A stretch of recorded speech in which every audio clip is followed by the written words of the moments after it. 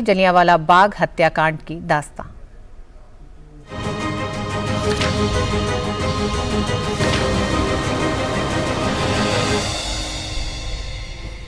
स्वतंत्रता संग्राम की अनेक घटनाएं ऐसी हैं जो इस बात की गवाही देती हैं कि आजादी हमें आसानी से नहीं मिली।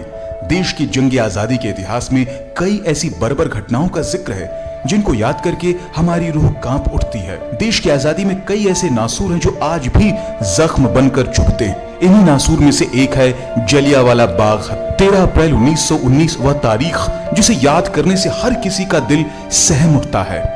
13 अप्रैल 1919 को अमृतसर के जलियांवाला बाग में खून की होली खेली गई, जिसमें सैकड़ों बेकसूर लोगों को जनरल रेजिनाल्ड डायर के एक इशारे पर गोलियों से छलनी कर दिया। जलियांवाला बाग हत्याकांड की आज 104 साल पूरे हो गए हैं। इस हत्याकांड की 104वीं बरसी पर जलियांवाला बाग में शहीद हुए बलिदानियों को याद करते हुए प्रधानमंत्री नरेंद्र मोदी ने ट्विटर पर लिखा कि मैं आज के दिन जलियांवाला बाग में शहीद हुए सभी लोगों के बलिदान को याद करता हूं। उनका महान बलिदान हमें हमारे महान स्वतंत्रता सेनानियों के सपनों को पूरा करने और एक मजबूत और विकसित भारत के निर्माण के लिए और भी अधिक मेहनत करने के लिए प्रेरित करता है। चलिए आपको बताते हैं कि आखिर क्यों और कैसे हुआ जलियांवाला बाग हत्याकांड। दरअसल साल 1919 में ब्रिटिश सरकार द्वारा देश में कई तरह के काले कानून लागू किए गए थे, जिनका मकसद केवल स्वाधीनता संग्राम को दबाना था। इन्हीं काले कानून में से एक था रॉलेट एक्ट।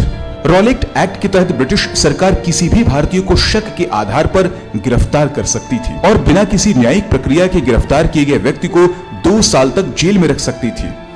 इस रॉलेट एक्ट ने भारतीय जनता में अंग्रेजी हुकूमत के लिए गहरा आक्रोश पैदा कर दिया। महात्मा गांधी ने इस तरह के अन्यायपूर्ण कानूनों के खिलाफ शांतिपूर्ण ढंग से सत्याग्रह करने का आह्वान किया। वैसे तो काले कानूनों के खिलाफ आंदोलन पूरे देश भर में हो रहे थे, लेकिन अमृतसर, लाहौर और गुजरांवाला आंदोलन से सबसे अधिक प्रभावित थे।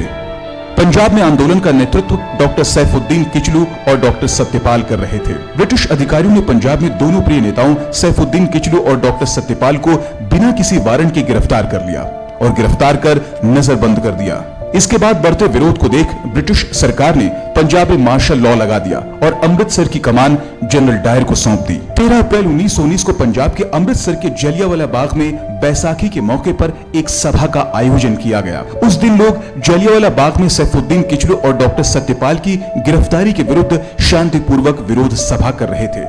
दरअसल इस सभा में ज्यादातर लोग वह थे जो बैसाखी के महोत्सव में भाग लेने आए थे। जनरल रेजिनाल्ड डायर ने इस विरोध को खतरे के रूप में देखा और कार्रवाई करने का फैसला किया। तभी जनरल डायर अपने सैनिकों को लेकर जलियांवाला बाग में बिना किसी चेतावनी के डायर ने अपने सैनिकों को निर्दोष भीड़ पर गोली चलाने का आदेश दे दिया। लगभग 10 मिनट तक गोलीबारी जारी रही, जिसमें 1000 से अधिक बेकसूर लोगों ने अपनी जान गंवा दी। 13 अप्रैल 1919 भारतीय इतिहास में दर्ज एक काला अध्याय है। आज भी जलियांवाला बाग की दीवारों पर गोलियों के निशान दिखाई पड़ते हैं, जो जनरल डायर की क्रूरता की चीख चीख कर गवाही देते हैं। आज जलियांवाला बाग हत्याकांड के स्मृति दिवस पर मां भारती की स्वतंत्रता के लिए अपने प्राणों की आहुति देने वाले अमर बलिदानियों को डीडी न्यूज भी भावभीनी श्रद्धांजलि अर्पित करता है। Bureau report, DD news.